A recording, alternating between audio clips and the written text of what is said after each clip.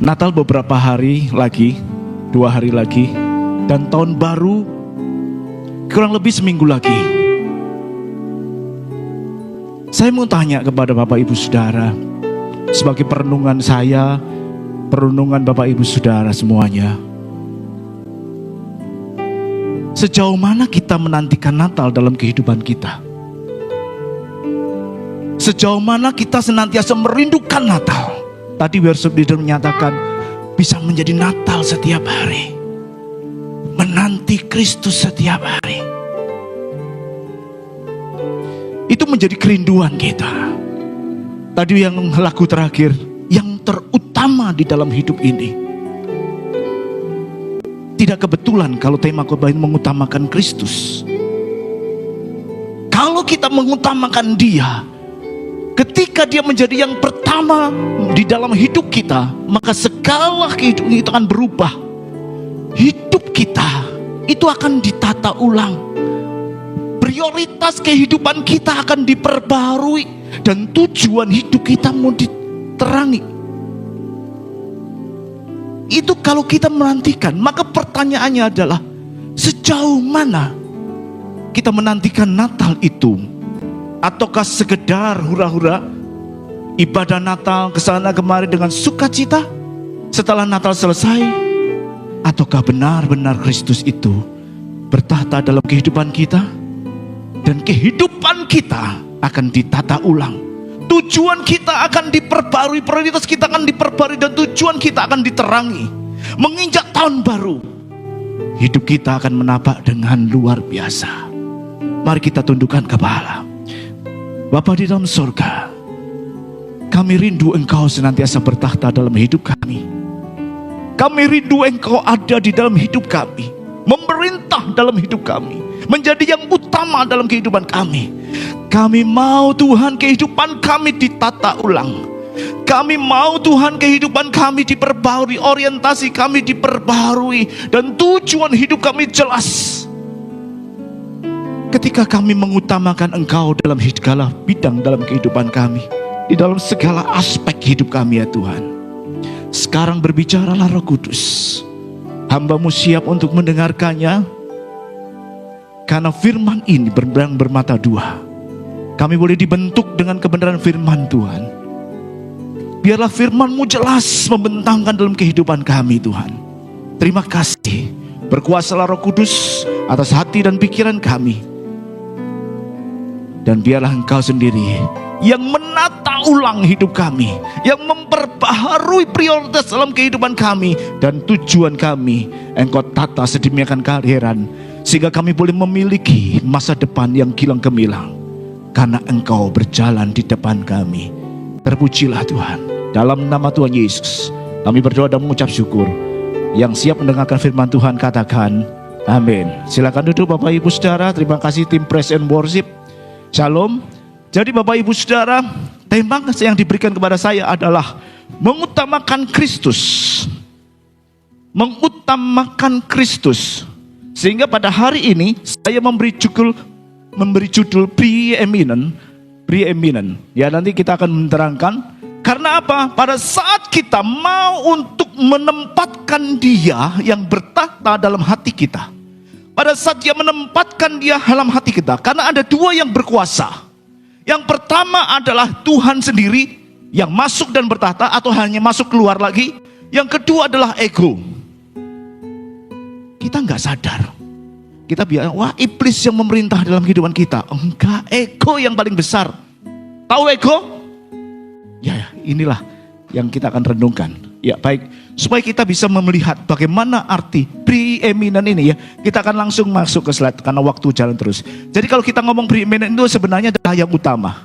Yang pertama, yang terkemuka, yang menonjol, yang menunjuk kepada sesuatu atau seseorang yang lebih baik, lebih penting dalam bidang atau kualitas tertentu, sehingga kita bisa melihat satu superioritas yang jelas dan tidak terbantahkan, sehingga pada saat itu kita bisa melihat, oh ini yang dimaksudkan. Pada waktu saya masih kecil kita melihat kita, kamu kesini naik apa? Naik Honda. Saya tidak ngomong merek, tapi ini sering kali dan mungkin sampai sekarang masih ada. Boleh nggak aku mau numpang rumah Pak Budi mandi? Kenapa? Sanyoku mati ya. Betul. Tapi di sini ada Kubota. Saya mau sebutkan nanti buat ya Pak ya. Kalau kita mau membaca sama sawah yang dulu seringkali dikatakan adalah Kubota. Ya, kalau mau beli alatnya ada marketingnya di sini. Puji Tuhan. Ini adalah yang terkemuka. Padahal pada saat kita ngomong menuju ke suatu tempat, kita tidak menunjuk kepada sepeda motor yang mereknya Honda. Atau pompa air kita dengan merek Sanyo, tetapi suatu merek yang terkenal sehingga pada saat ditujukan itu langsung, oh itu yang dimaksudkan pompa air, itu yang dimaksudkan sepeda motor. Kalau begitu, siapakah yang utama pada saat sesuatu ada masalah, pada sesuatu ada sesuatu yang menimpa kita? Apa yang terpikirkan next? Apa yang terpikirkan pada saat iman kita mulai lelah? Kenapa iman kita lelah? Pada saat kita berjalan dalam dunia ini dengan benturan-benturan permasalahan, dengan benturan-benturan hal-hal problem, baik dalam keluarga, pekerjaan, usaha, atau apapun juga, iman kita bisa menjadi lelah. Apa yang harus kita lakukan pada saat masa depan kita merasa tidak jelas? Apa yang kita lakukan? Seringkali kita mengandalkan logika kita. Seringkali kita mengandalkan koneksi kita. Pada tahun 2012, siapa yang gak kenal nama saya? Ya, karena saya ngomong masuk aja ke perusahaan di Sidoarjo ini, saya jamin langsung masuk. Relasi kah? Sampai sekarang saya masih punya relasi yang cukup bagus. Apakah uangmu? Apakah kepandaianmu yang kau andalkan? Wah, aku ini luar biasa, titelku Sandaya, saya bisa diterima di mana saja. Atau kekuatanmu? Pada saat semuanya itu menimpa kita, sebenarnya hanya satu oknum yang dapat menjawab setiap persoalan kita, yaitu Kristus. Oleh karena itu pada malam hari ini kita menaruh satu tema untuk mengutamakan Kristus di dalam segala hal. Sehingga pada saat kita mengalami problem, yang terpikirkan adalah Kristus. Ya Tuhan, ini aku sedang dalam masalah. Pada saat kita mengalami sesuatu keuangan yang tidak baik, engkau lelah, keuanganmu tidak bagus, engkau merasa takut, larinya ke Kristus. Dia yang harus unggul, dia yang harus terutama, dia harus menjadi sesuatu yang paling di dalam kehidupan kita. Dan itu bukan sekedar opsi,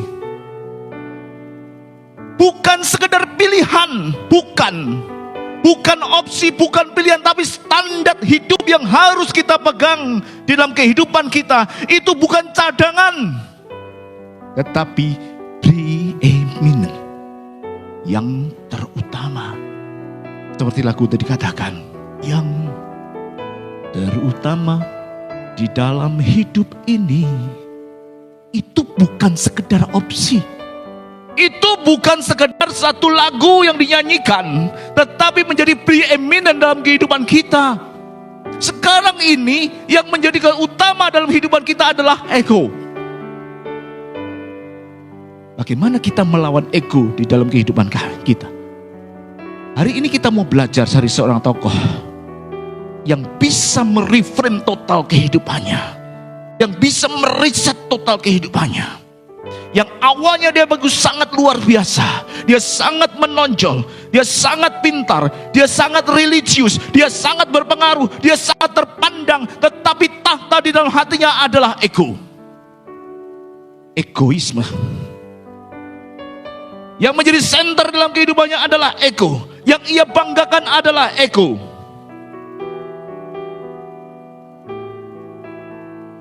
Itu kita akan lihat. Mungkin saudara gak pernah mengatakan, enggak, aku gak seperti itu. Orang bisa masih tetap ibadah, tetapi egonya yang berkuasa. Orang bisa masih tetap memuji Tuhan, bahkan menyampaikan firman di sini, tetapi egonya yang berkuasa. Bukan ego ya, ego. Dan itu biasanya Orang-orang yang memiliki kepandaian tertentu, memiliki kekayaan tertentu yang dia banggakan, senternya dalam diri sendiri. Baiklah, kita membaca dulu ayatnya. Oh ya, enggak ayat, enggak baca. Kolose, iya. Saya dibaca di sini, oke 18, saya akan mulai dari 17. Dikatakan begini, 17 ya. Ia ada terlebih dahulu dari segala sesuatu dan segala sesuatu ada di dalam dia. Ialah kepala tubuh, yaitu jemaat. Ialah yang sulung yang pertama bangkit dari antara orang mati, sehingga ia yang lebih utama dalam segala sesuatu. Dikatakan dalam terjemahan lain, preeminent. Yang terutama. Benarkah yang terutama itu Yesus di dalam kehidupan kita? Mungkin kita mengatakan enggak lah Pak. Saya akan memberikan ilustrasi. Ada seorang atlet muda yang boleh dikatakan profesional. Dia masuk di dalam satu klub, kemudian masuk ke dalam satu ruang ganti. Di situ ada locker. Tahu locker? Ya, untuk ganti pakaian. Dia cari namanya. Dan dia menemukan lokernya kok gak ada yang kecil. Di loker yang besar tertera namanya. Loker yang cukup besar, mungkin 2 di antara 1 besar. Dia mengatakan, inilah identitasku. Inilah aku sekarang. Aku di situ. Atlet muda ini boleh dibilang sebagai tenaga kerja yang profesional, boleh dikatakan pengusaha yang profesional, boleh apapun. Tapi saya katakan atlet muda, dia lokernya, ini tempatku, ini identitasku.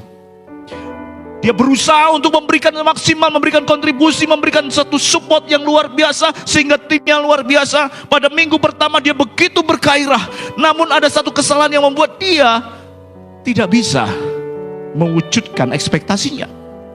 Sampai akhirnya dia merasa lelah. Lalu dia masuk ke ruang ganti. Lokernya nggak ada. Dia cari loker yang besar tadi, nggak ada. Coba next. Lokernya nggak ada. Dia cari-cari di mana lokerku, nggak ada. Dia putus asa karena dia meletakkan identitasnya itu kepada hal-hal yang membangun diri. Identitas dibangun atas prestasi, identitas dibangun atas popularitas, identitas yang dibangun atas validasi manusia. Orang mengakui saya hebat, saya luar biasa. Itu identitas yang dibangun di sana. Sehingga katakan pada saat itu dia gak bisa menemukan lokernya, dia putus asa dan dia mau jatuh, dia bermain jelek sekali. Sampai seorang coaching yang pelatihnya mengatakan, selama kamu membangun identitas pada nama yang bisa diganti orang lain, kamu akan selalu hidup dalam ketakutan dan tekanan. Temukan identitas pada sesuatu yang tidak bisa diganti oleh manusia. Bisa dipahami sampai sini?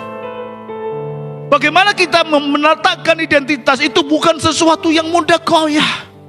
Istri saya kalau jalan saya sering marah. Karena ya berpegangan pada benda-benda yang mudah jatuh. Seperti kayak gini dipegangin. Kenapa? Jalan dengan pegangan yang tidak kuat, percuma kan jatuh semuanya. Ya, saya sering marah seperti itu. Kalau pegangan tembok yang kuat. Nah sekarang yang menjadi preeminent adalah Kristus. Bagaimana kita reframe your identity, merestorasi ulang identitas kita itu berdasarkan kepada Kristus. Ya, Kristus yang dipilih itu bukan untuk sementara, bukan sesaat, tetapi untuk selamanya. Karena apa? Karena kita sudah diangkat menjadi anaknya. Bukan sebagai satu pekerja kontrak yang sudah akan dikasihkan sekarang satu posisi yang luar biasa. Bukan, kita bukan pekerja kontrak. Ya, kondisinya sih seperti itu. Karena kita sudah ditentukan, identitas kita sudah diperbarui, diperbaiki. Itu bukan hasil perbaikan diri kita, tetapi hasil dari karya keselamatan dari Kristus. Jadi kalau kita membangun kehidupan kita pada pujian, pada kinerja, pada penampilan, pada opini manusia, maka kita akan selalu hidup di dalam ketakutan dan tekanan. Hari ini saya berbicara kepada Bapak Ibu Saudara, mencontoh satu tokoh yang luar biasa yang bernama Paulus. Kita semua tahu kondisi Paulus. Tapi saya akan jelaskan supaya kita bisa memahami arahnya. Ya oke, next.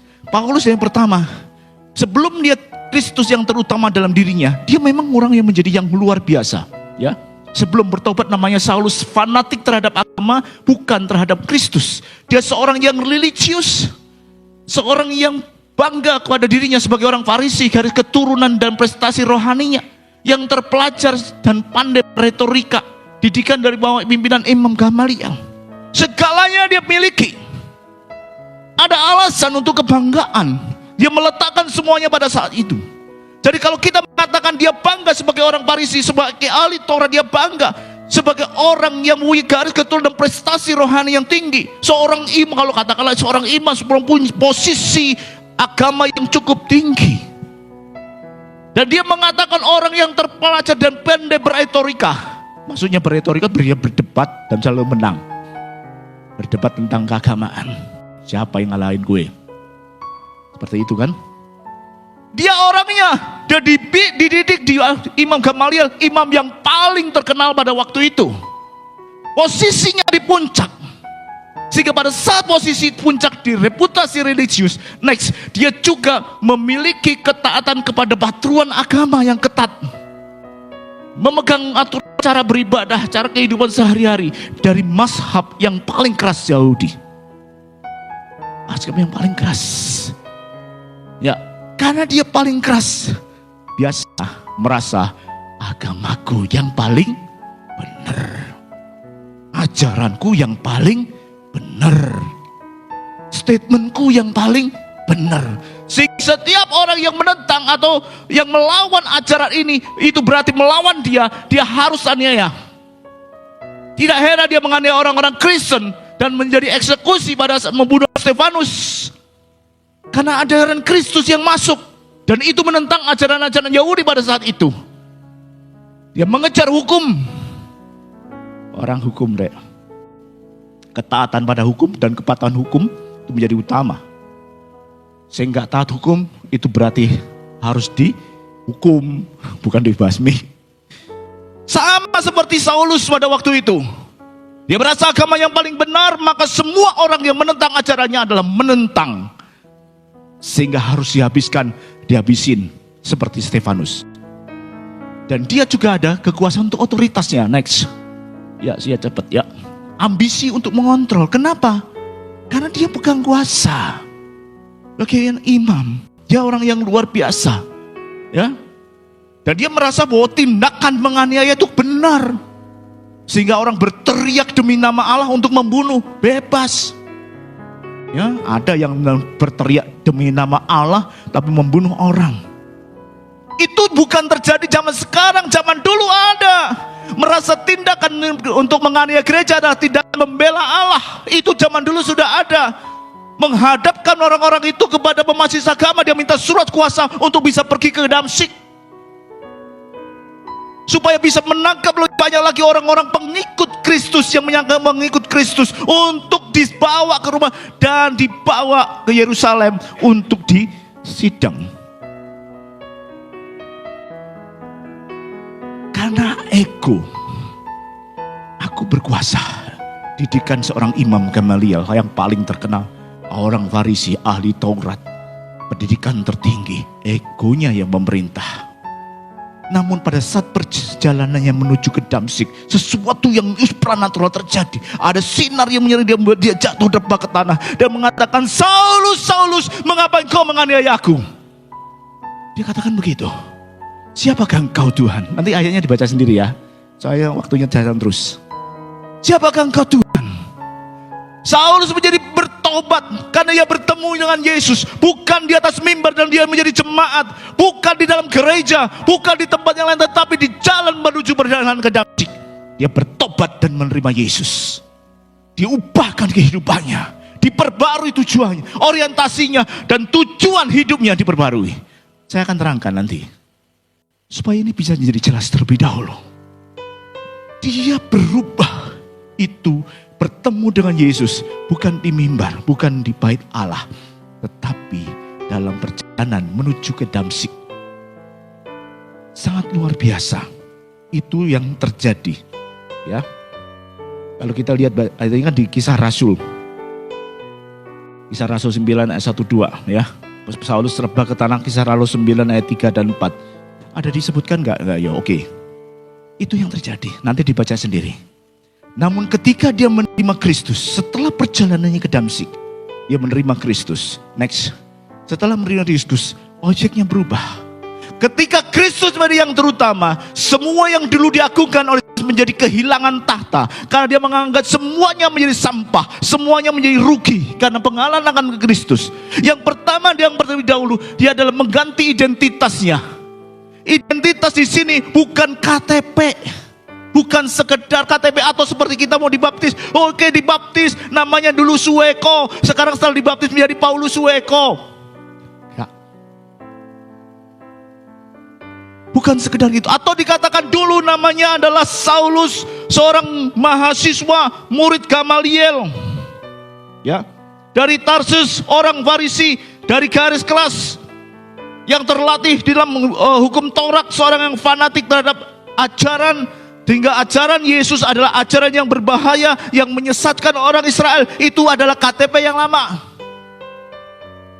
Sehingga perlu diganti dengan KTP yang baru. Sekarang ini adalah sebagai Paulus namanya. Orang Yahudi, hamba Kristus, penginjil dan penulis perjanjian baru.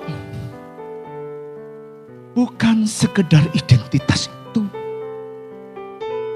Bukan sekedar KTP yang ganti. Bukan sekedar tambahin nama dari Sueko tadi menjadi Paulus Sueko.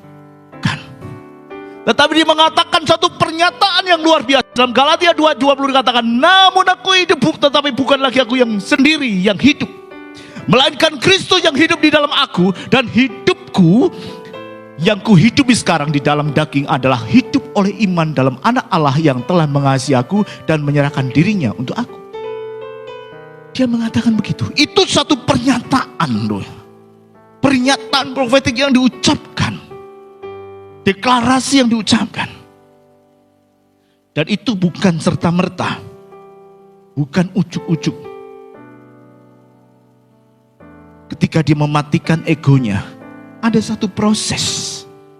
Ya, kalau kita melihat prosesnya kan cukup panjang. Dia harus buta dulu matanya, dicelikan oleh Ananias, kemudian terima Yesus. Bagaimana dia dibarengi dengan barang, cukup panjang prosesnya. Sampai dia mengatakan satu pernyataan identitas seperti itu. Dan itu diawali dengan ayat sebelumnya dikatakan, sebab aku ini tak mati oleh hukum Taurat untuk hukum Taurat, supaya aku hidup untuk Allah. Aku telah disalibkan dengan Kristus. Jadi Bapak Ibu Saudara, satu reframing perubahan hidup itu bukan langsung. Ya, gak ada yang pertama langsung, tapi satu proses. Saya tidak sebutkan prosesnya terlalu lama. Tetapi kita juga jangan putus asa kalau kita hidup tuh kok gak bisa diperbarui, itu gak ditata ulang sih hidupku. Aku kakean dosa misalnya. Jangan khawatir. Semua adalah proses yang harus kita lalui step by step. Ya.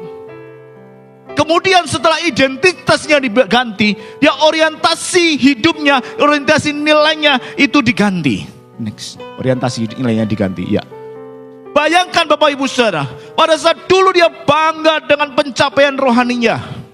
Aku umur 10 tahun wis khotbah. Wih, hebat, khotbah di sekolah minggu maksudnya.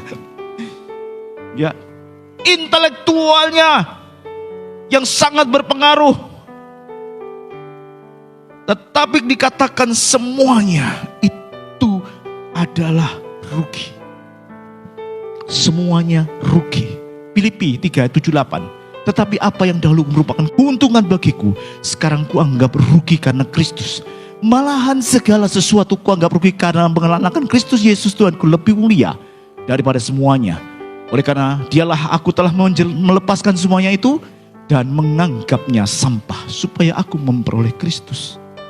Dia letakkan kebanggaannya. Saudara, itu sejak kecil dia dididik. Itu menjadi satu kebanggaan. Sejak kecil sukunya Yahudi itu diagungkan. Itu satu kebanggaan. Bisa enggak kebanggaan kita letakkan? Tidak mudah. Jangankan kita ngomong gitu, gelar kita letakkan. Enggak mudah. pencapaian rohani kita letakkan, enggak mudah. Tetapi itu adalah proses yang Tuhan kehendaki untuk diletakkan, untuk merubah dalam kehidupannya. Ya. Ada seorang pelukis yang luar biasa, ilustrasi. Dia memajangkan dengan halu garis. Ada lukisan yang luar biasa yang mungkin melihat ruwet banget gitu ya. Ada abstrak, ada yang nyata, ada yang pemandangan, ada hal yang lain.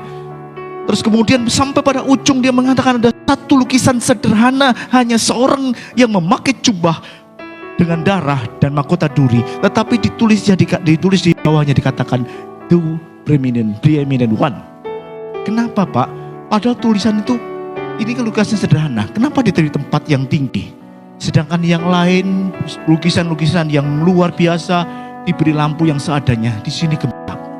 Dia jawab, karena semuanya hanya menginspirasi dia. Semua karyanya hanya menginspirasi. Tetapi lukisan ini yang mengubahkan hidup saya. Semua yang saya lukis sebelum ini adalah kekaguman saya pada dunia. Yang inilah penyerahan saya pada sorga. Dia bukan karya terbaik saya, tapi dia alasan saya untuk berkarya. Bapak Ibu Saudara, pencapaian apa yang kita sudah peroleh selama ini? Kalau saudara pada posisi sekarang ini sudah dianggap luar biasa, boleh dong kebanggaan itu. Tetapi Yesus katakan, letakkan supaya hati ini hanya dua yang bertahan. Satu adalah Kristus. Kalau tidak ada Kristus berarti egomu sendiri yang bertata. Kalau egomu sendiri yang bertata, kamu seperti Paulus yang jelas punya tujuan tetapi tidak tahu arahnya. Itu ya, seperti itu. Makanya kita melihat kondisi seperti ini. Apa yang terjadi? Ada satu perubahan kalau orientasi kehidupan kita sudah dirubah. Next. Setelah orientasi dirubah, ada misi hidup yang dirubah. Saya tidak jelaskan semuanya, waktunya tidak ada. Tapi saudara bisa membaca di sini. Ada saat dulunya dia menghancurkan gereja, menjaga kemuliaan hukum Taurat, misi ke Damsyik dan sudah saya terang. Tapi setelah menjadi Paulus, dia menjadi gereja, membangun perkuat gereja, sehingga struktur gereja ditetapkan. Ada penatua, ada pengajar doktrin yang sehat, dan melatih kepemimpinan yang memperjuangkan Injil kasih karunia dan rekonsiliasi. Karena dulu Yahudi dan non-Yahudi itu nggak akur. Dan karena Paulus bisa mengenal Kristus, dia mendirikan gereja di Asia Kecil, Yunani, Roma, sampai ke seluruh dunia. Karena Paulus kita bisa mengenal Injil. Itu yang sangat luar biasa. Kenapa? Hidupnya diganti, hidupnya ditata ulang, bukan perubahan degradasi, tetapi adalah secara frontal 180 derajat berubah.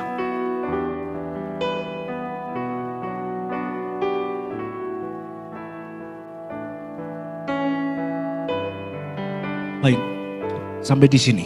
Bapak Ibu Saudara, bisakah kita meneladani Paulus? Bisakah kita menjadikan Kristus preeminent dalam kehidupan kita? Next. Ya.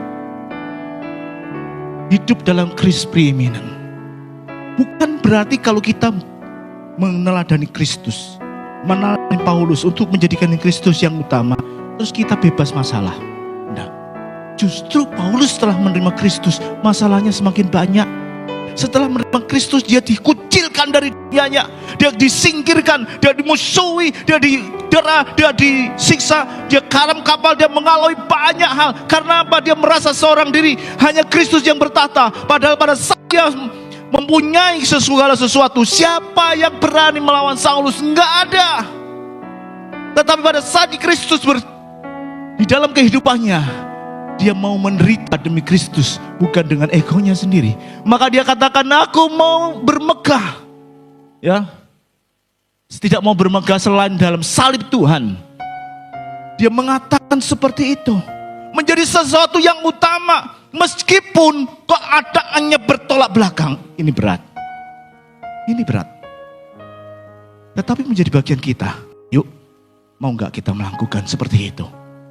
Dan dia tetap setia. Bahkan sejarah membuktikan ketika di dalam penjara, karena hidupnya banyak di penjara, kemarin kita sudah nonton Paul Apostle, justru dia banyak menulis suratnya, banyak ajarannya, ya hampir semua perjanjian baru bukan berdiri di mimbar. Dan dia melakukannya itu dipanggil bukan karena kekuatannya, tetapi karena terpanggil. Meskipun menderita, lu lebih enak. Kok ya ada yang memilih seperti itu ya? Padahal kalau kita mempertahankan egonya, aku ahli Parisi, ada 8 keuntungan, itu luar biasa, gak ada yang berani. Tetapi kemana apa dia meletakkan, saya gak habis pikir. Maka pada saat saya ngomong pre-eminent ini, saya mendapatkan tema ini, aku ngomong, duh ini berat ini. Saya mencoba untuk proses dalam kehidupan kita. Proses, kita belajar untuk bisa berjalan sesuai dengan apa yang Tuhan tentukan dalam kehidupan kita. Itu yang dimaksudkan. Sehingga kita perlu ada di dalam kehadirat Allah senantiasa menghadirkan Kristus.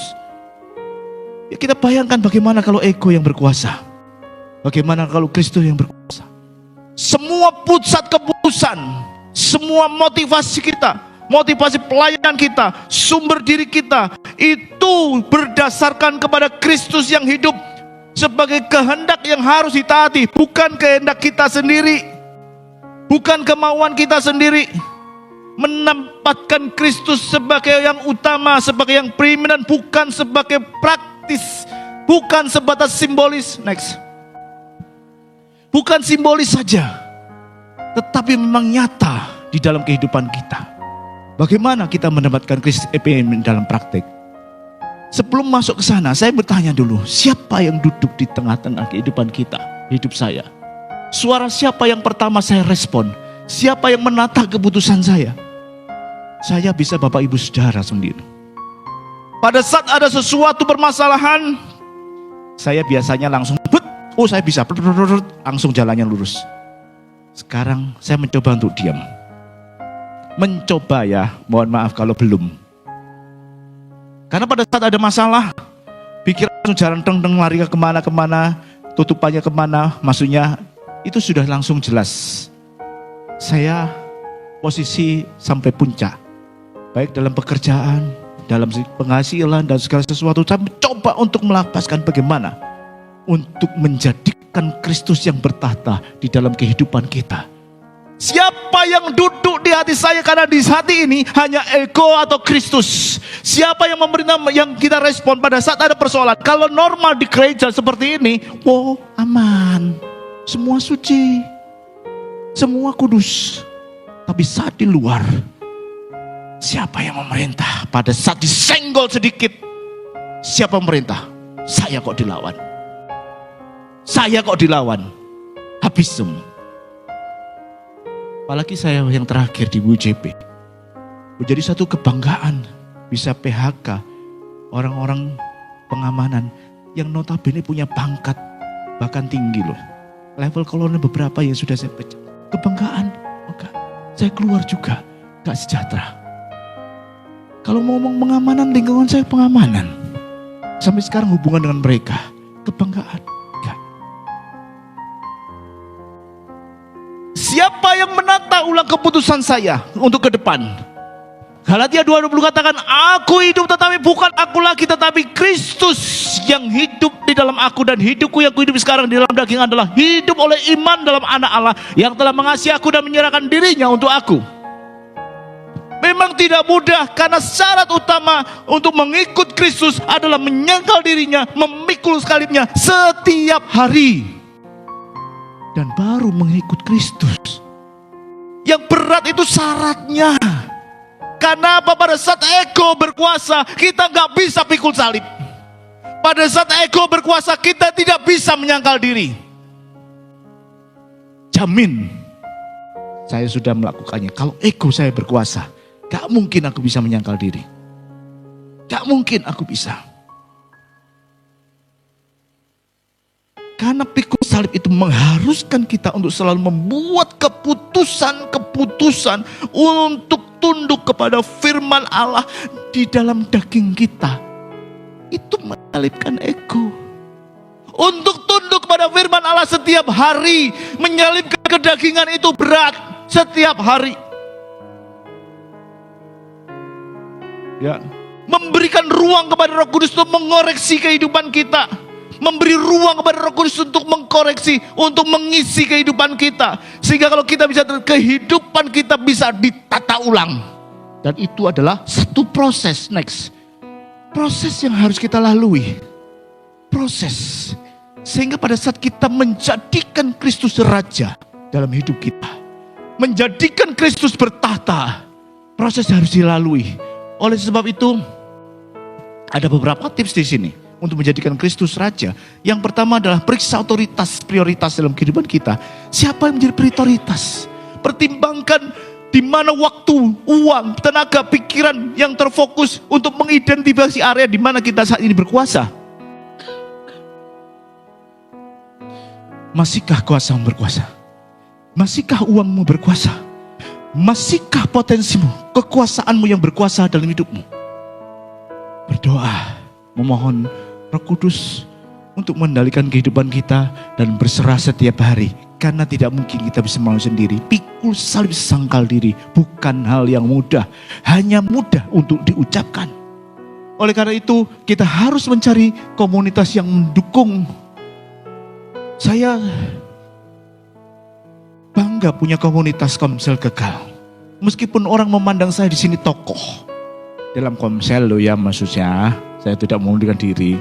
Di Komsel saya dianggap tokoh, dituakan, memang udah tua. Tetapi gak segan-segan gembala Kekal yang namanya Stephen itu seperti anak saya negur. Gak boleh gitu om. Nah, saya harus tunduk. Komunitas yang membangun, komunitas yang mendukung di dalam proses itu.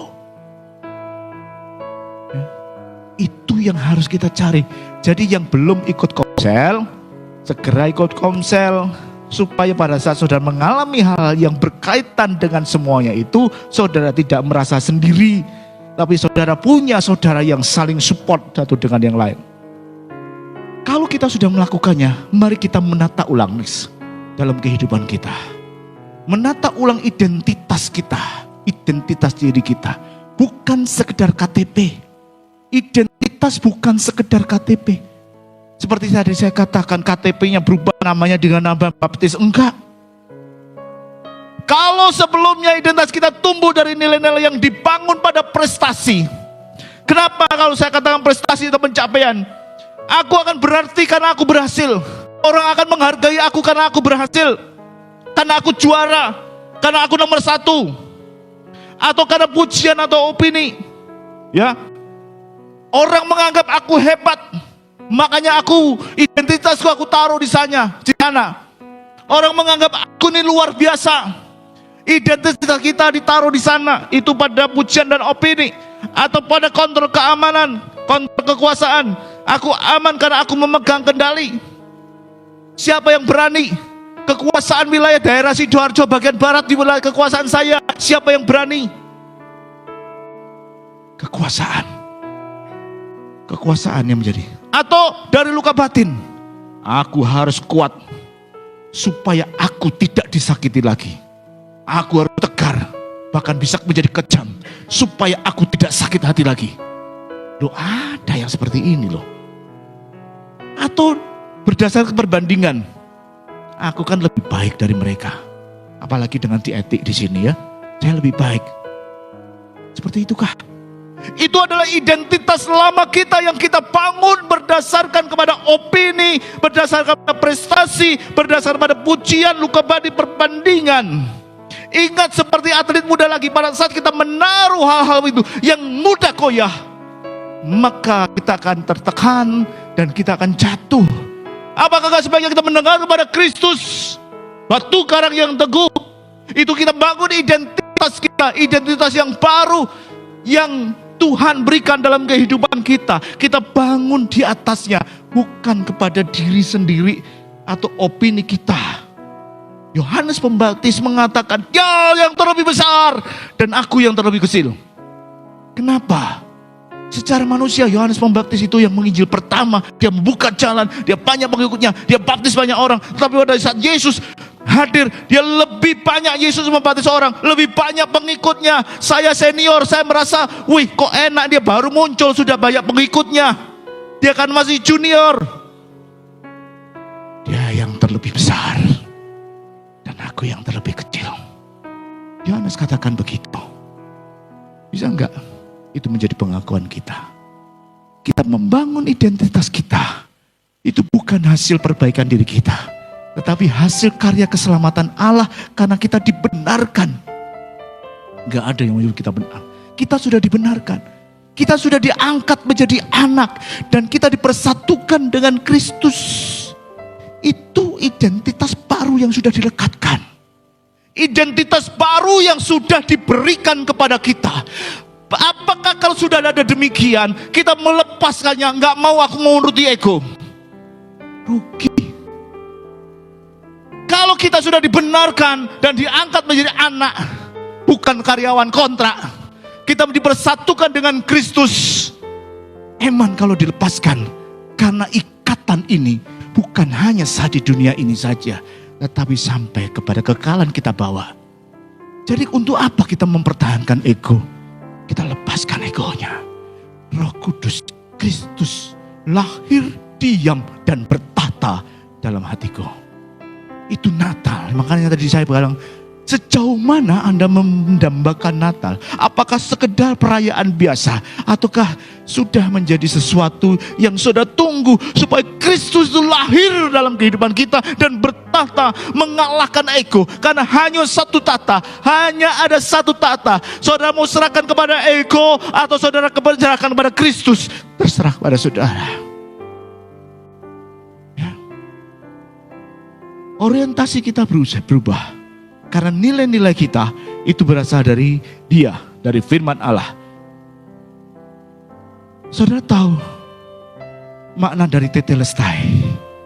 Tetelestai, pada saat Yesus disalib, Dia katakan tetelestai, sudah selesai. Bukan perkara sudah selesai. Sudah selesai yang bagaimana? Ada 3 makna. Sudah selesai secara bisnis. Ada sudah selesai secara dalam peperangan. Dan ada yang dikatakan sudah selesai itu dalam hukum. Kalau dalam bisnis dikatakan sudah selesai, itu artinya tetelestai itu adalah sudah lunas semuanya. Tidak ada hutang-hutang, tidak ada tanggungan. Semuanya sudah bersih, hilang semuanya, lunas. Itu dalam bisnis. Dalam bidang hukum, tetelestai berkatakan sudah selesai. Putusan akhir, putusan final, putusan ingkrah, tidak ada tuntutan lagi, kapanpun dan dimanapun, tidak ada tuntutan lagi. Tetelestai dalam peperangan adalah kemenangan total, kemenangan mutlak, tidak terbantahkan. Jadi itu yang sudah diberikan identitasnya. Eman disia-siakan, ya, eman disia-siakan. Oleh karena itu, mari kita jaga dalam kehidupan kita. Reframe terakhir. Dalam menjaga reframe identitas kita, kita harus jaga dalam kehidupan kita. Ya, harus jaga setiap hari. Harus dijaga. Karena apa? Amsal 4 ayat 23 dikatakan, jagalah hatimu dengan segala kewaspadaan, karena dari situlah terpancar kehidupan. Dari situ akan terpancar. Karena siapa yang memerintah? Kalau yang memancarkan, yang memerintah adalah ego, yang keluar, yang memerintah, yang melancarkan kehidupan adalah ego. Tetapi kalau Yesus yang bertata, maka yang keluar dari sana adalah kasih karunia Allah. Itu yang keluar. Tuhan yang memberikan, karena yang terpancar dalam hati. Karena itu hati itu perlu dijaga setiap hari. Reframe identitas itu gak perlu dibiarkan, jangan. Harus dijaga supaya tetap. Karena apa? Ego itu mengintip kita untuk berkuasa lagi atas hidup kita. Gak percaya? Coba jauhkan dari firman Tuhan. Coba jauhkan. Egomu nanti akan berkuasa lagi dalam hatimu. Itu yakin. Yakin. Caranya bagaimana?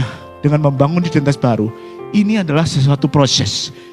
Wah, merenungkan firman Allah. Di sini ada CPA, kerendahan hati untuk aktif, komunitas, selalu bersyukur. Itu yang kita jaga. Sehingga kehidupan kita akan ditata ulang oleh Tuhan Yesus. Kehidupan kita akan diperbaharui. Karena kita tahu siapa yang ada di balik semuanya itu. Setiap keputusan kita. Dan kita membiarkan Roh Kudus menegur dalam kehidupan kita. Kita harus peka terhadap dorongan ego yang terus menerus dalam kehidupan kita. Ada kesadaran rohani, self awareness, ya. Itu menjaga. Jadi menjaga hati itu artinya menguji motivasi di balik setiap keputusan kita. Menjaga hati itu membiarkan Roh Kudus itu menegur kehidupan kita. Menjaga hati itu peka terhadap ego yang terus menerus ada pengen berkuasa lagi. Terakhir Bapak Ibu Saudara, identitas itu tidak hanya diyakini. Oh saya beriman, saya yakin. Enggak. Tetapi itu perlu dihidupin. Identitas bukan sekedar slogan. Saya undang worship leader singkat naik ke atas. Bukan sekedar slogan, bukan sekedar dilihat, oke, bagus, selesai. Tetapi dihidupi setiap hari. Dijadikan standar dalam kehidupan kita. Tadi saya katakan itu bukan opsi. Itu bukan alternatif. Tetapi menjadi standar dalam hidup ini. Itu yang harus kita lakukan. Sehingga Tuhan akan merubah kehidupan kita. Tuhan merubah kehidupan kita. Ya, terakhir kita lihat, saya nggak akan menaikkan, tetapi itu rangkumannya, bahwasanya kehidupan Paulus dirubahkan semuanya. Kehidupan Paulus diubahkan, tujuannya ditata ulang, tujuan hidupnya ditata ulang, keorientasinya diperbaharui, dan kehidupannya benar-benar dipersembahkan kepada Kristus. Puji Tuhan. Silakan Citi. Haleluya Yesus. Terima kasih Tuhan. Saya jemput kita bangkit berdiri, kita akan nyanyikan satu pujian.